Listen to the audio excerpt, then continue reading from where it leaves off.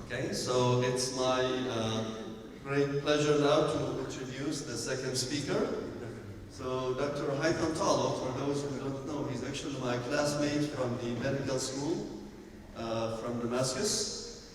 We were also almost roommates. We were in the same apartment building in Chicago when we moved to the US, so we were facing the apartment together.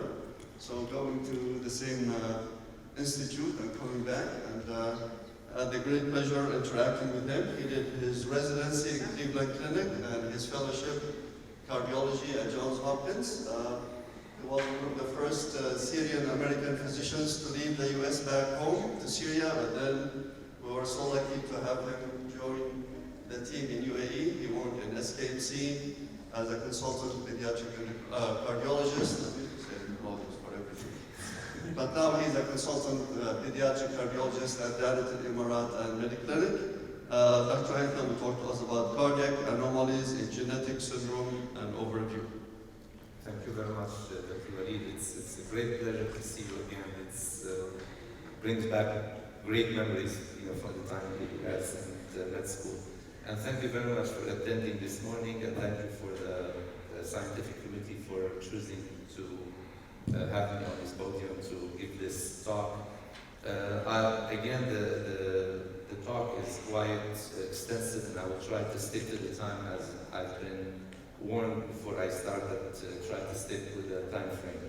So the majority of congenital heart defects occur as an isolated malformation, but about 25 to 30% of them are associated with extracardiac anomalies in the setting of large or microscopic chromosomal anomalies or monogenic Mendelian disorder or genetic association. It has been shown on... I'm not seeing the slides.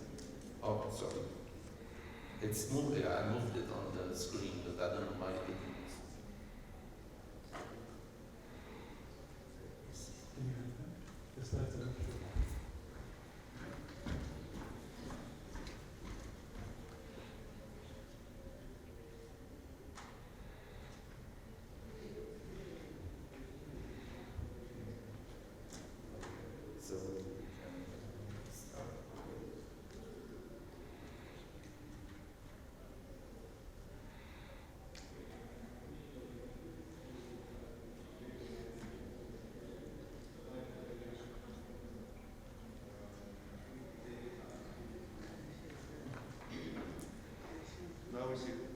Okay, now it's working, it's showing.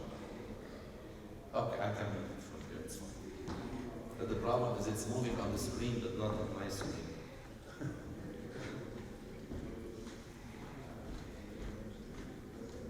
Okay.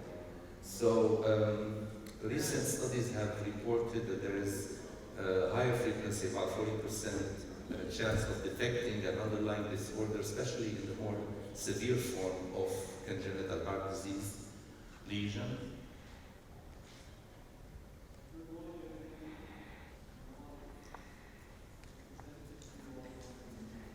There is some, I don't know why this is happening. It's moving on the screen or here, but it's not moving it on both ways.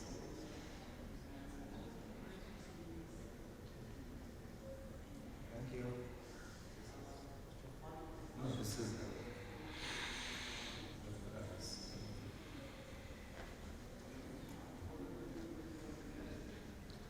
Can talk about this heart conference.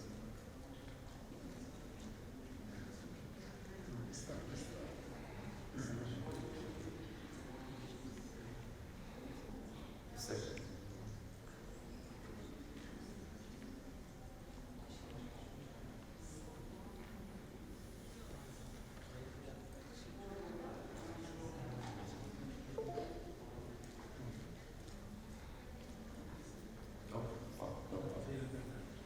No, it's fine.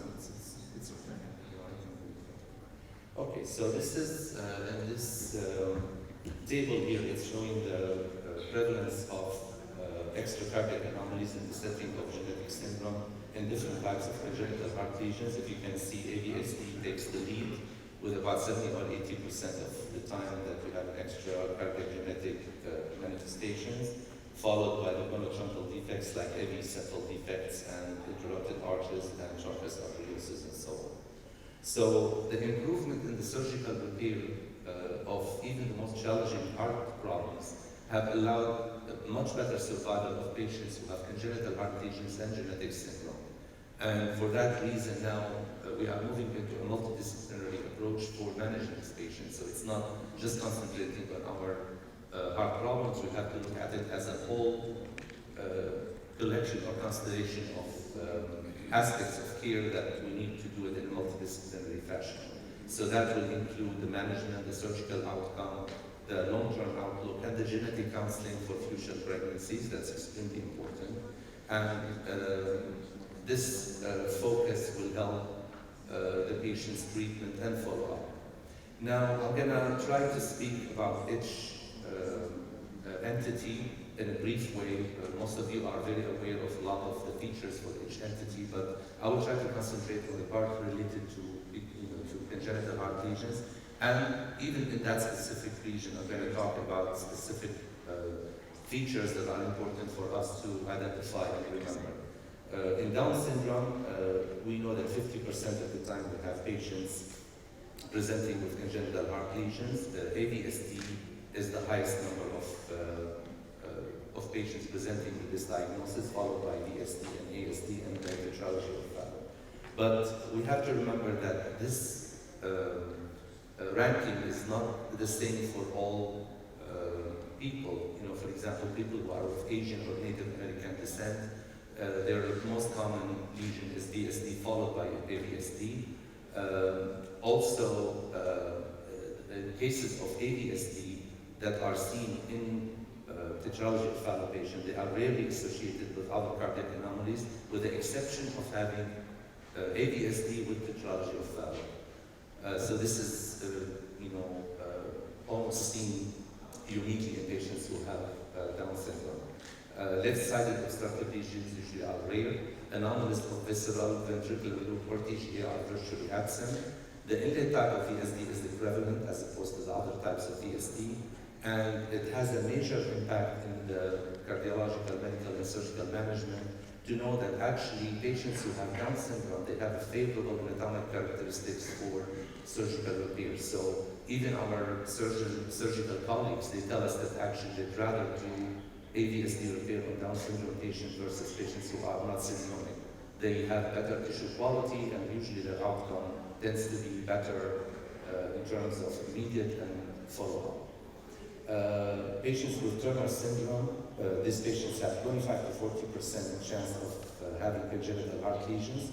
25% of them may have coarctation of the aorta. 25% may have bicuspid aortic valve, aortic coarctation, and other cardiovascular anomalies 10% of the time, and aortic valve stenosis 10% of the time. And there are, of course, rare congenital heart lesions like hypoplastic left heart and non-respondent venous return. It's more prevalent to have congenital heart disease in patients who have complete monosomy X as opposed to the mosaic karyotype.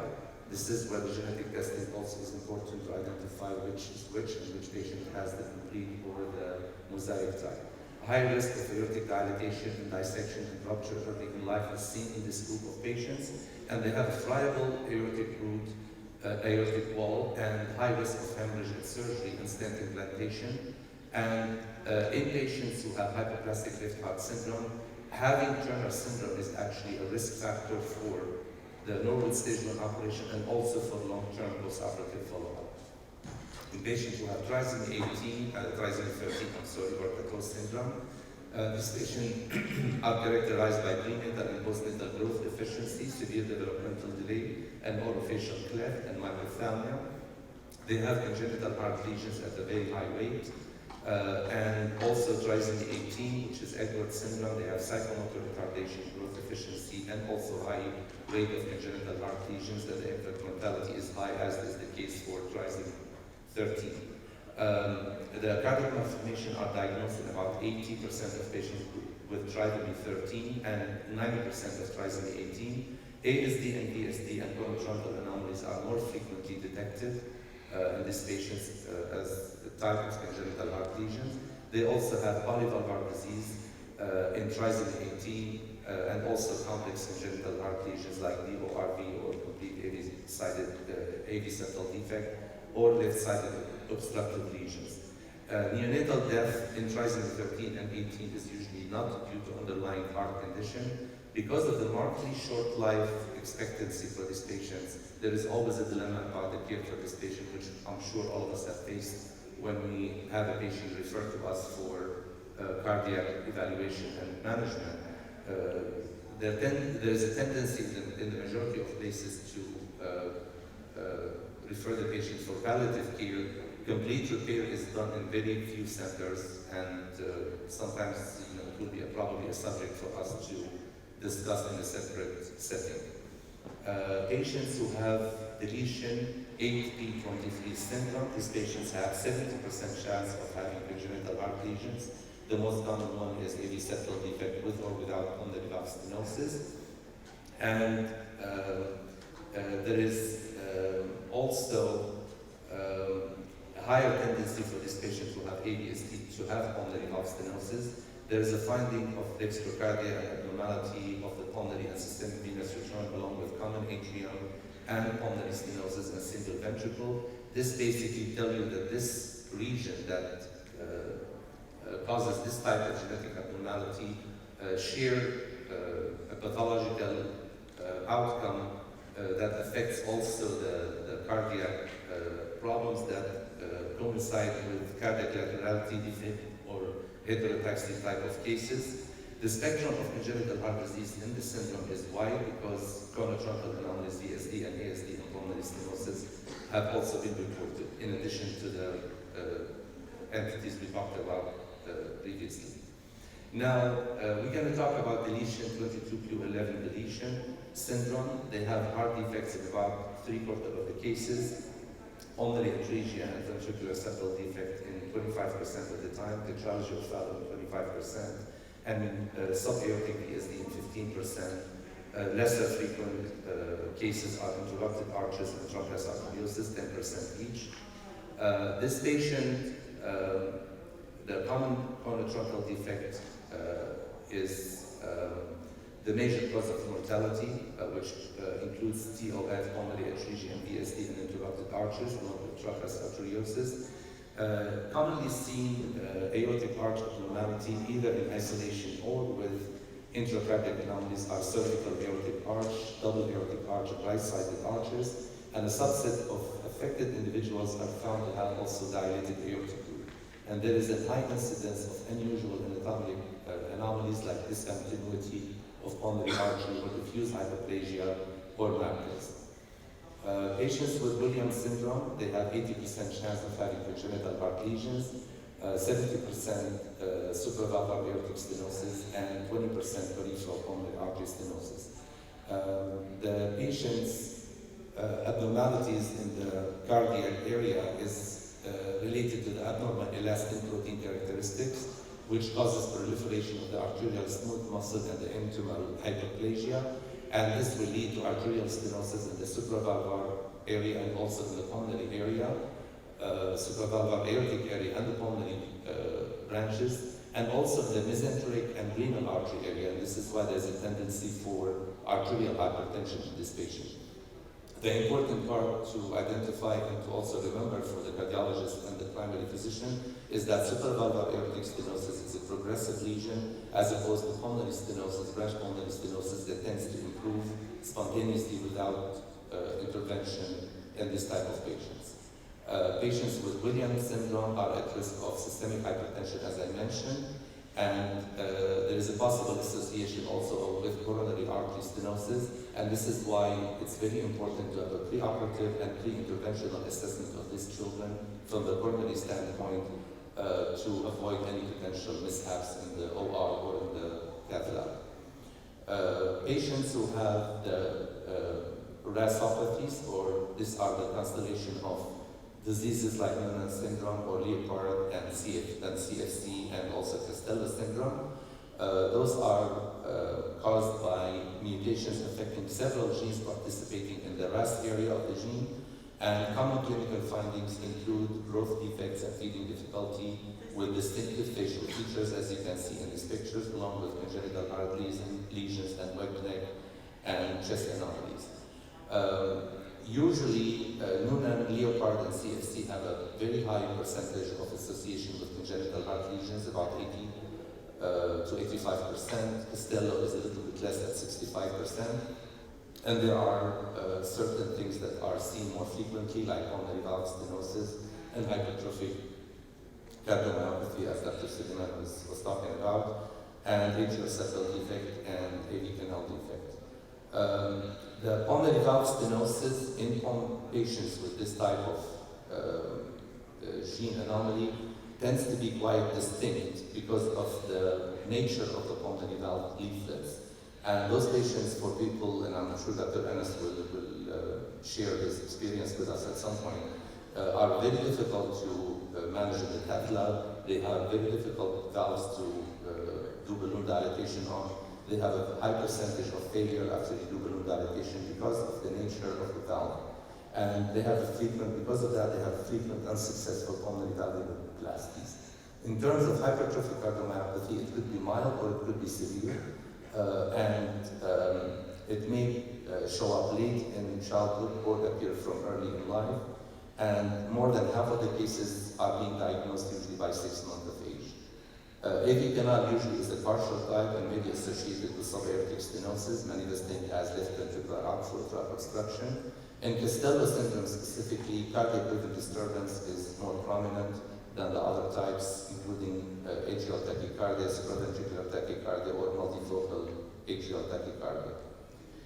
With Ellis-Van syndrome, there is an association of 50 to 60% of the time with congenital heart lesions, AV canal with or without common atrium, and with or without LSVC is seen quite high in this group of patients. 80% of the patients who present with congenital heart disease.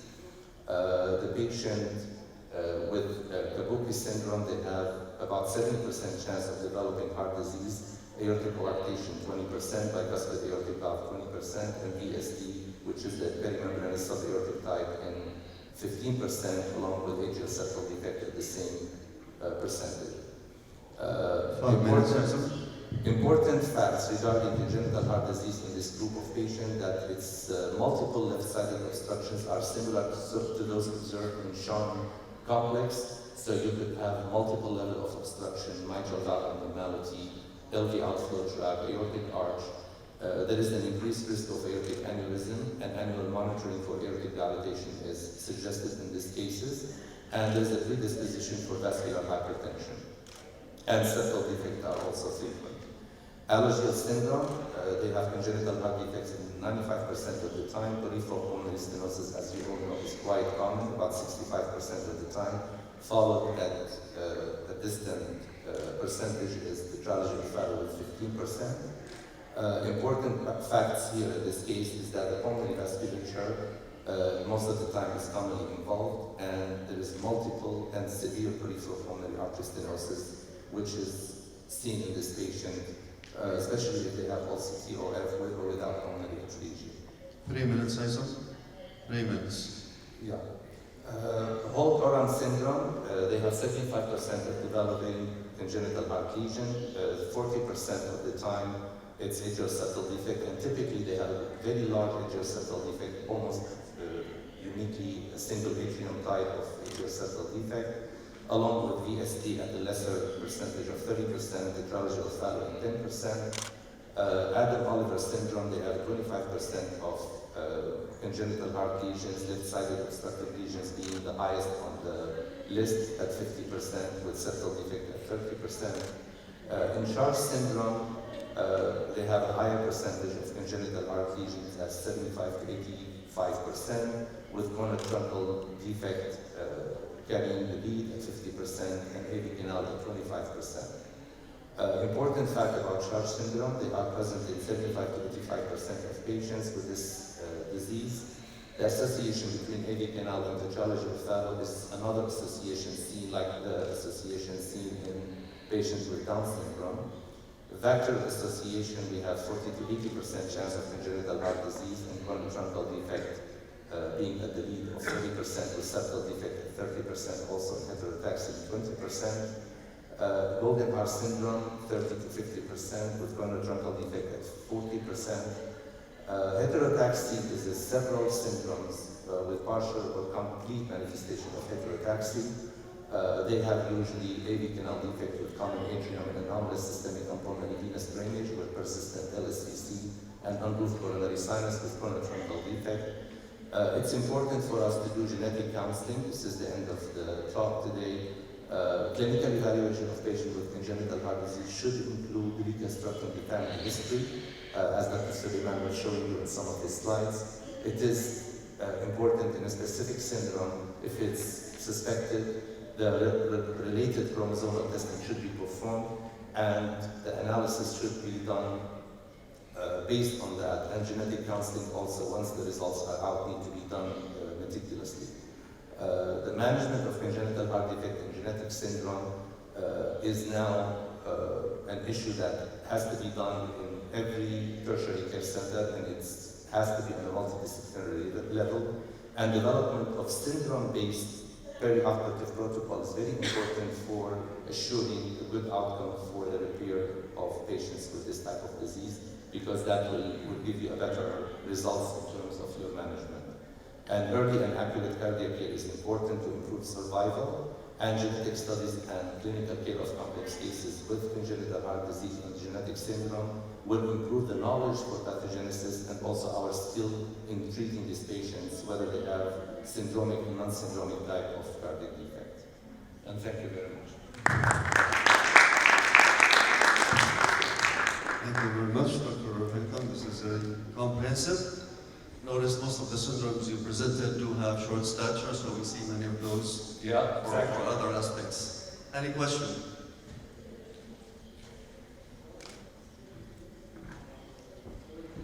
Okay, so Dr. Muhammad.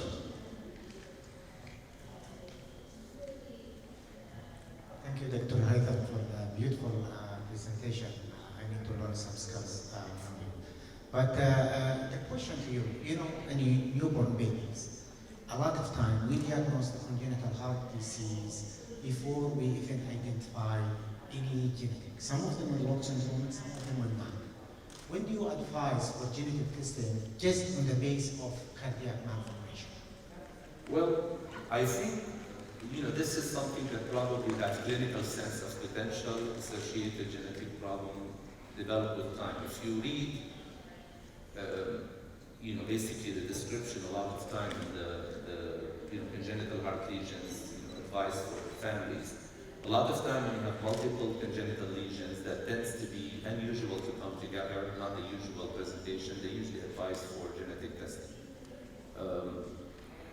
Again, you develop with time, with the experience that you see, certain subtle findings on your examination that makes you a little bit uncomfortable about letting this patient go and continue to follow them up without doing genetic testing. I've had recently a case of a patient who came to the clinic, and the patient did not look syndromic, did not have any features that indicates that he has genetic problem. But when I did the echo, the patient had significant mitral prolapse, very floppy mitral valve leaflets, along with dilated aortic root, with some aortic insufficiency. Something that doesn't add up. It's unusual that this patient will be presenting with this constellation of abnormalities without having something in the background that could be genetic. I could be wrong, but I think those patients are the ones that I would tend to refer. But it's very hard to decide whether there's a specific rule that, okay, with this I would refer, with this patient I would. Probably if you put 10 cardiologists and you present the same case to them, half of them will say, okay, refer, and half of them will say no, or continue to follow up. So I tend to depend on the experience and the clinical sense of the physicians. And I think when you have multiple subtle findings, the only issue is that you are getting in the way right now is the cost of the genetic testing, especially here, that it's not covered. I would prefer to proceed to do that. But I cannot give you a straight answer to say, okay, with this cases I will, with this cases I will. Thank you, Haitham. Any other question? So quick question, if you can, in 1 minute, is the opposite scenario. So a patient who does not have a specific syndrome, but they do have some dysmorphic feature that we cannot put together. Do we have to send them for cardiology evaluation regardless, or only We'll if send it to Dr. Emarat first. Let him give me an answer, I think. If I feel like, I don't know how I would have come across this patient because it seems like I'm being asked as a cardiologist. So I'm assuming that he came to me because they were concerned that he could have some congenital heart disease. But the expectations for the future follow-up, it will be based a lot of time on what you will get from your genetic testing result. And that will give you an idea whether, just like Dr. Suleiman was saying, whether to continue to follow them for the rest of their life or to say, okay, this patient is free and I don't feel like there's a need to continue to follow up based on the genetic testing. Well, let's remember, many of these whole exome sequence will show us variants of unknown clinical significance, which basically... We have to take it individually. I know I came across several cases like that when we were in SKMC, and they will present to you a specific finding that you don't know what to do with. And you know, I think we have to take it on an individual basis. Okay, thank you so much, appreciate that. So I would like to present the certificate of appreciation on behalf of Dr. Ayman.